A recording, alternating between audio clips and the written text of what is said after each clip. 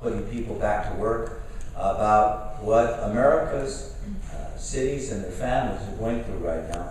And with us is Demitra Briscoe to share a few words on this issue of jobs and just what's going on in our cities today. I want to thank the Mayor for giving me this opportunity to speak, and also for Mr. Larry Gross, Director of the Coalition for Economic Survival, and also the attorney Elena Pop and her staff who volunteer at the Coalition's tenant right clinics. I'm here to talk about how the deficits or raising the ceiling deficit will affect Social Security benefits. About myself, I'm originally from South Carolina. I moved to California from Atlanta in 1988. I have spent my entire career as a registered nurse. And then in 2005, I was diagnosed with a chronic illness. In 2007, I became a beneficiary of Social Security, Disability, and Medicare. To have gone from having a substantial income as a registered nurse to living on Social Security Disability has been a very humbling experience.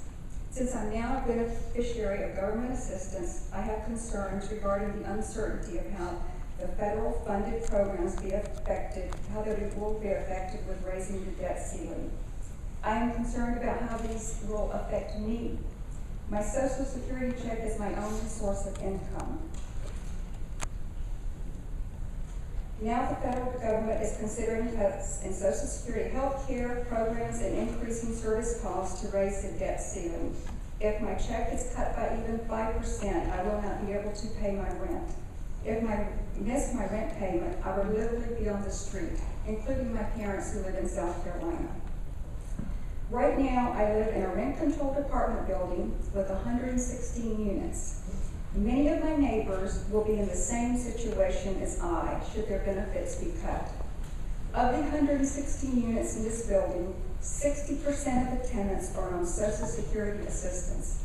This means about 70 tenants could be on the streets for non-payment of rent if there is a decrease in their Social Security benefits. Currently, under the Los Angeles Rent Stabilization Ordinance, there are 12 legal reasons for property owners to take possession of a rental unit. The first cause for eviction is non-payment of rent. If you can't pay your rent, you get a 3-day notice to pay rent or quit. This means the landlord can take possession of your home. Right now, we need Congress to raise the debt ceiling with a deal that does not result in any cuts of Social Security, Medicare, or Medicaid. Any cuts will result in my inability to pay my rent. We are asking the City of Los Angeles to implement a temporary eviction freeze for tenants dependent on federal assistance to pay the rent if Congress does not meet the August 2nd deadline in raising the debt ceiling. Social Security recipients or Social Security disability recipients have not received a cost of living increase in about 4 years, and now we are facing cuts. I'm really getting anxious about what will happen to me in these difficult times. We all know what it means to fall behind in rent or even our mortgage payments.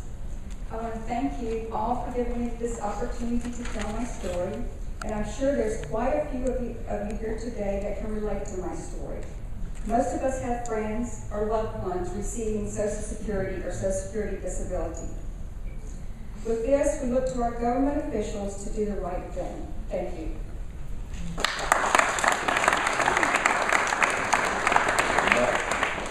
Demitra, thank you. Because as I said, putting a face on this crisis is very, very important. With us as well is James Bethard to tell his story. Good afternoon, Mayor. Thank you very much for inviting me to this. My name is Dr. James Bethard. He's a PhD, so don't ask me for any medication. Welcome to esteemed guests and directed to Congress. I am here to plead for your help. I am old, sick, and broken. Working all my life to serve and protect this country, paying my taxes and voting for the leaders that now wish to go back on the promise made to me by Congress to provide for me with a dignified status in my old age. I've been in Vietnam. I've suffered as a POW. I've been through the rehabilitation camps that they call the VAs. You now wish to cut our VA supplements. You now wish to take away what little bit of our Social Security that we have.